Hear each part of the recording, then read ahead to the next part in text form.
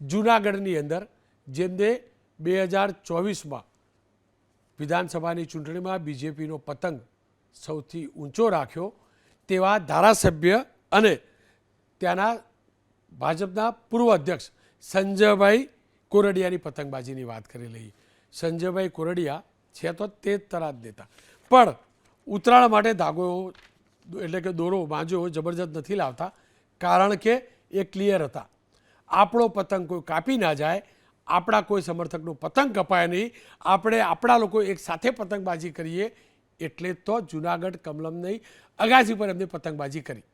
જોકે ત્યારબાદ કોરડિયા સાહેબે માનવતાના દર્શન પણ કરાવ્યા, ગરીબ દીકરા દીકરીઓને, ગરીબ પરિવારના દીકરા દીકરીઓને પતંગનું વિતરણ પણ કર્યું, એમની સાથે પતંગબાજી પણ કરી અને માનવતા અને પુણ્ય પણ કમાયા કે પુણ્યનો દિવસ છે.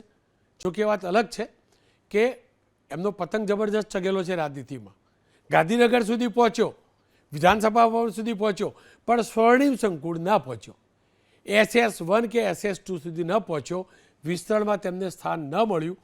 પણ તેઓ સ્પષ્ટ છે, આજે નહીં તો કાલે પ્રોપર પતંગબાજી કરીએ, એક જ દોરો અને એક જ છાપ પતંગ પકડી રાખીએ, પ્રમાણિકતાથી ઢીલ છોડીએ, પ્રમાણિકતાથી જરૂર પડે ત્યાં ખેંચીએ, તો આજે નહીં તો કાલે જો પતંગ પહોંચાડો છે તે પહોંચશે. આ વખતે મંત્રીપદમાં તમારું નામ ખૂબ જ ચર્ચાયું હતું, પરંતુ ક્યાંક ને ક્યાંક જેમ પતંગ કપાણી મંત્રીપદમાંથી ક્યાંક કપાણો છો, કેવું લાગે છે? કપાણું ન હોય, એ તો એક વ્યવસ્થાનો ભાગ છે. પાર્ટી જે નક્કી કરે ને, કાર્યકર તરીકે કોઈ દિવસ કાર્યકર છે એનાથી મોટું કોઈ પદ હોતું નથી. બાકીના ગમે એટલા પદ હશે એ પૂર્વ થશે, એક્સ થશે. કાર્યકર તરીકેનું પદ ક્યારેય એક્સ